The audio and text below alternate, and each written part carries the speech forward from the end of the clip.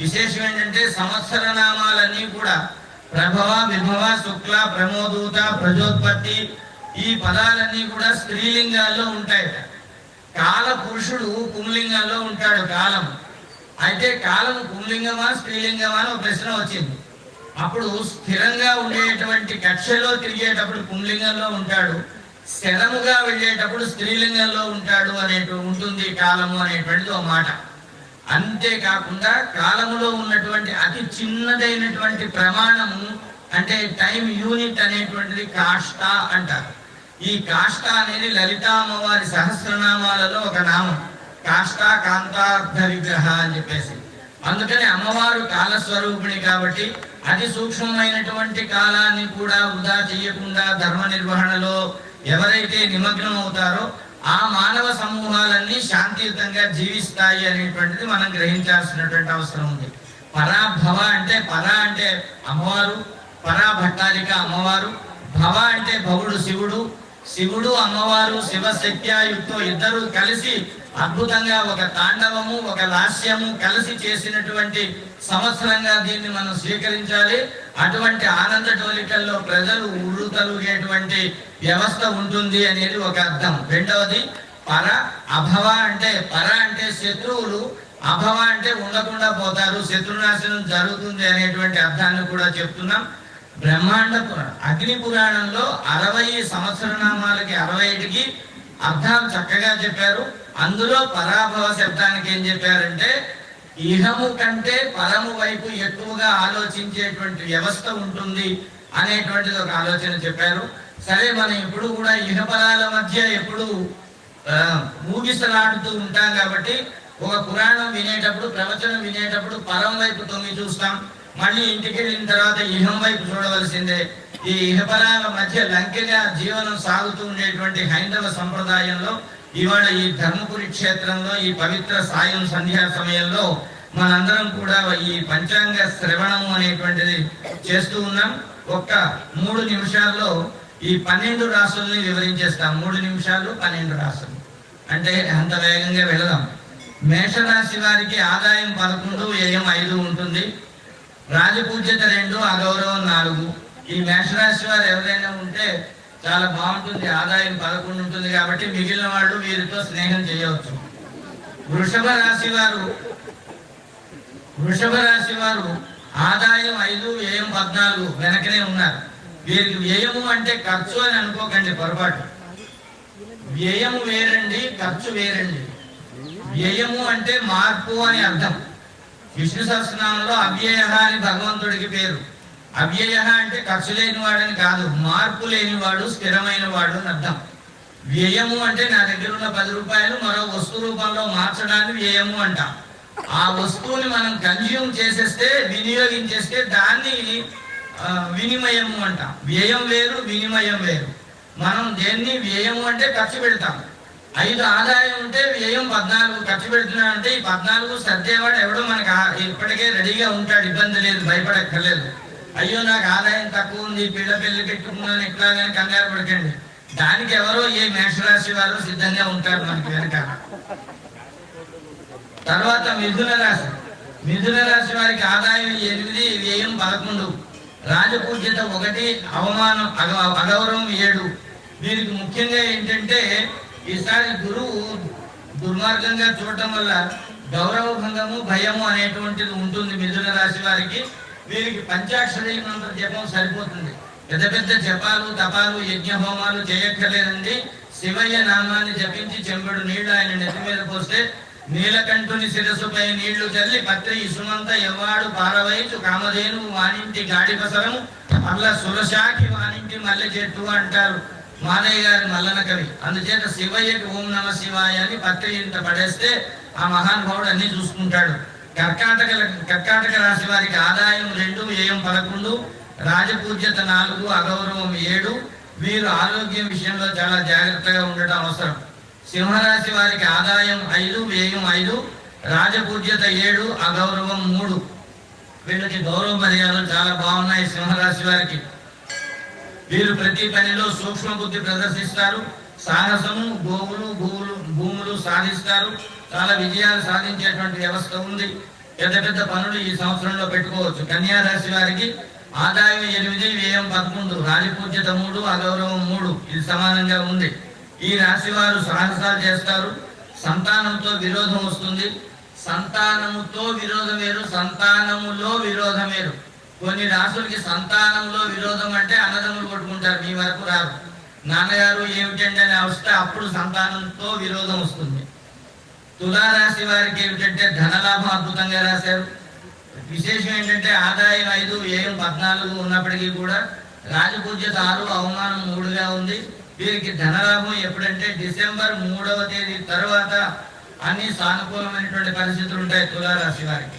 వృశ్చిక రాశి వారికి ఆదాయం 11, వ్యయం 5. వీరు కూడా మేష రాశి వారిలాగే బాగున్నారు. రాజపూజ్యం 2, అగౌరవం 6. ఈ రాశి వారికి అగ్ని భయము, జాగ్రత్తగా ఉండాలి. అగ్ని దగ్గర జాగ్రత్తగా ఉంటే సరిపోతుంది. జరగాల్సింది ఏదో జరుగుతుంది, కాకపోతే ఏదో చిన్న దానితో పోతుంది మంచి కార్యక్రమాలు చేస్తూ ఉంటే. ధనుసు రాశి వారికి ఆదాయం 14, వ్యయం 11, రాజపూజ్యం 5, అగౌరవం 6. వీరు చాలా ఆనందంగా గడుపుతారు.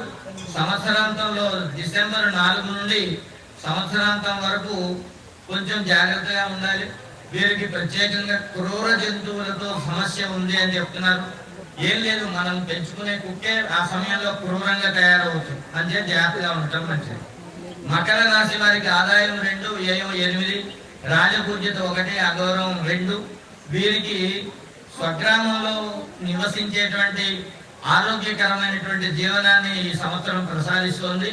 అలా వేసవి విడిది కానీ సొంత ఊరు వెళ్ళి రావచ్చు. కుంభరాశి వారికి ఆదాయం 2, వ్యయం 8, రాజపూజ్యత 4, అగౌరవం 2. ఈ రాశి వారు గురువు ప్రభావం వల్ల అన్నింటిలోని అన్ని వ్యవహారాల్లోనూ విజయాన్ని సంపాదిస్తారు. ముఖ్యంగా రాజకీయ రంగంలో ఉన్నవాళ్ళు కుంభరాశి వారు చాలా అద్భుతమైనటువంటి ఫలితాలు సాధిస్తారు. ఇక మీనరాశి వారికి ఆదాయం 14, వ్యయం 11, రాజపూజ్యత 7, అగౌరవం 5. వీళ్ళు కూడా ఆరోగ్యంగా ఉంటారు, అన్ని కార్యక్రమాలు సవ్యంగా సాధిస్తారు. తర్వాత మీనరాశిలో కేతువు శని జన్మస్థానంలో ఉండడం వల్ల మనోవిచారం ఎక్కువగా ఉంటుంది. ధనం ఉన్నప్పటికీ, కార్యక్రమాలు సవ్యంగా జరుగుతున్నప్పటికీ మీనరాశి వారికి మనోవిచారం చాలా ఎక్కువగా ఉంటుంది. దీన్ని దాటడానికి వీరు ఆదిత్య హృదయాన్ని పఠిస్తే బాగుంటుంది, ఆరోగ్యం కూడా చక్కబడుతుంది అని చెప్తూ ఉన్నారు. ఈ విధంగా 12 రాశుల వారికి చాలా అద్భుతమైనటువంటి ఫలితాలు అందరికీ అద్భుతంగానే ఉంటాయి. ఎందుకంటే మళ్ళీ వచ్చే ఏడాది పంచాంగం చదవాలి కదా, అందుకని అందరికీ అద్భుతంగానే ఉన్నాయని అనుకొని సకారాత్మకమైనటువంటి దృష్టితో జీవన యానాన్ని సాగించాలి.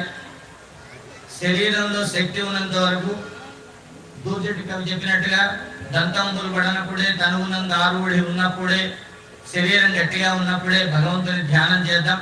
చివరిగా ఒక మాట చెప్పేసి 2-3 నిమిషాల్లో విడిచిపెట్టేస్తా. జంధ్యాల పాపయ్య శాస్త్రి గారు గరుడశ్రీ వారి యొక్క జీవితంలో చివరిగా రాసినటువంటి పద్యం అని చెప్తూ ఉంటారు. తెలుగు మాస్టర్లం కాబట్టి ఒక పద్యం చెప్పాలని ఒక సరళ. తెలుగు పద్యం లేకుండా తెలుగు ఉగాది ఎలా నడుస్తుంది చెప్పండి. అందుకని ఆ మహానుభావుడు అద్భుతమైనటువంటి మాట చెప్పారు. భగవంతుడితో అందరూ చివరి దశలో మంచంలో పడుకున్నప్పుడు మరణశయ్య మీద ఒక మాట భగవంతుడికి ఒక అప్లికేషన్ పెడుతూ ఉంటాం. ఆ అప్లికేషన్ ఏమిటంటే, వేషము వేసి పంపితి వేదిక మీదకు, పాడు వేళ నా మీసములుడిపోయే విషమించే పరిస్థితి, ప్రేక్షకుల్ పరిహాసము చేయుచుండిరి, రహస్యముగా తెరవేయు మంచు నీ కోసము చూచితిన్, కసరు కొంటివి ఇదెక్కడి దర్శకత్వము. చివరి సమయంలో, చరమాంకంలో, ప్రాణ ఉత్క్రమణ దశలో ఆ మంచం మీద పడుకున్నటువంటి ఆ జీవుడు భగవంతుడికి ఒక అభ్యర్థన పెడతాడు. అయ్యా సర్వేశ్వర, ఈ వేషం వేసి ఈ రంగస్థలం మీదకి నన్ను విడిచిపెట్టావు, ఏదో జీవితంలో సాధిద్దాం అనుకునేసరికి ఈ పద్యంలో మంచి పదం ఏంటంటే పాడువేళ అని చెప్పేసి. అది పాడువేళ అంటే బాగా పాటలు పాడదాం అనుకునే వేళ, జీవితంలో అది పాడైపోయిన వేళ. మంచి దుర్యోధనుడు ఇంత మీసం పెట్టుకొని పద్యం పాడుతున్నాడు, పద్యం ఎత్తుకునేసరికి ఆ మీసం ఊడిపోయింది అనుకోండి, ప్రేక్షకులు పరిహాసము చేయుచుండిరి, ఉన్నటువంటి ఆడియన్స్ అంతా నవ్వుతున్నారు, అదే రాజుగారి మీసం ఊడిపోయిందిరా అని చెప్పేసి. అందుకని ఈ పరిహాసం వినలేక చచ్చిపోతున్నాం. గుర్తుపెట్టుకోండి, చివరి దశలో శరీరంలో అన్ని భాగాలు సృష్టించుకుపోయి కళ్ళు కనబడక, నోరు తినడానికి రాక, లేవడానికి కాళ్ళు రాక, చెవులు మాత్రం గట్టిగా పనిచేస్తూ ఉంటాయి. ఇది పెద్ద నరకం. చీమ చిటుక్కుమన్నా సరే వీడు అడుగుతాడు, ఎవడొచ్చాడు నాయన అని. ఆ పిల్లలు మనవలు తిట్టుకుంటారు, నీకెందుకు తాత పడుకో, ఎవడో వచ్చాడే మా ఫ్రెండ్ అని. ఇదో పెద్ద నరకం. అందరూ పరిహాసం చేస్తూ ఉంటారు. ఎదురింటి వాడు అడుగుతాడు ఈ కొడుకుని, ఏమండి మీ నాన్నగారు ఎలా ఉన్నారంటే, ఏమో అలాగే ఉన్నారండి అంటాడు. అంటే అలాగే ఉన్నారండి అంటే ఎటు తేల్చడం లేదు, అటు ఇటు కాకుండా ఇది కూడా చెవులో పడుతుంది, అటు పోలేడు. ఇటువంటి దౌర్భాగ్య పరిస్థితిలో భగవంతుడికి ఒక అప్లికేషన్ ఏమిటంటే, రహస్యముగా తెరవేయు మంచు నీ కోసము చూచితిన్. నా జీవితానికి తెర తీసేవయ్యా, నాటకం అయిపోయింది, నన్ను తీసుకుపోవయ్యా అంటాను. నువ్వు అలాగే ఒప్పుకోవు కదా, ఇంకా నీకు 3 పద్యాలు ఉన్నాయి, 4 డైలాగులు ఉన్నాయి, నీ కర్మ అనుభవించాలి, నీ పోర్షన్ ఉంది ఇంకా స్టేజ్ మీద అని ఆ డైరెక్టర్ మనకి తెర వేయడు, కట్టెలు తీయడు, అనుభవించాల్సిందే. అటువంటి సందర్భంలో ఉర్దూలో అయితే ఖయామత్ గా దిన్ అంటారు, ఇంగ్లీష్ లో జడ్జిమెంట్ డే అంటారు, మన అయితే చిత్రగుప్తుడు చిట్ట అంటాం.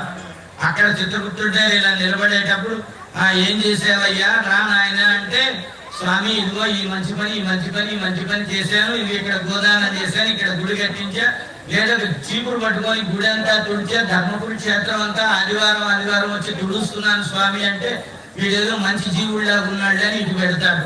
లేకపోతే నీకు ఇంకా పద్యాలు ఉన్నాయి అనుభవించరా అబ్బాయి అని. ఎంత మీ అమ్మమ్మకి ఎంత 98 ఇంకా పోతా లేదు, ఏడుస్తూ చెప్తాడు వీడు మనోడు.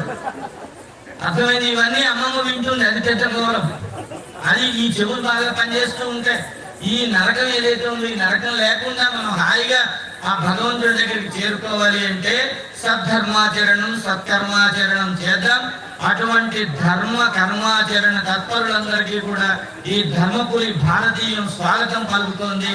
అందరూ ఈ వేదికకి రండి, ఇక్కడ అందరం కూడా హాయిగా ప్రశాంతంగా ఉందాం. ఇందాక ధ్యానమంత్రంలో కూర్చుంటే వారు అంటున్నారు ఇదంతా ఒక లోకంలా ఉంది అని మా ఉదాహరణ గారు అంటున్నారు.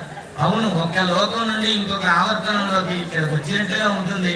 ఈ అద్భుతమైనటువంటి ఈ క్షేత్రంలో కంకర్ కంకర్ శంకర్ కా నామ్ జప్తే హై. ఇటువంటి అద్భుతమైనటువంటి ప్రదేశంలో ఆనందంగా విహరిద్దామని మీ అందరికీ మరొకసారి స్వాగతం పలుకుతూ, నాకు ఈ అవకాశం కల్పించినటువంటి అమ్మగారికి, సత్యవాణి అమ్మగారికి కృతజ్ఞతాపూర్వక నమస్కారాలు తెలియజేస్తూ స్వస్తి.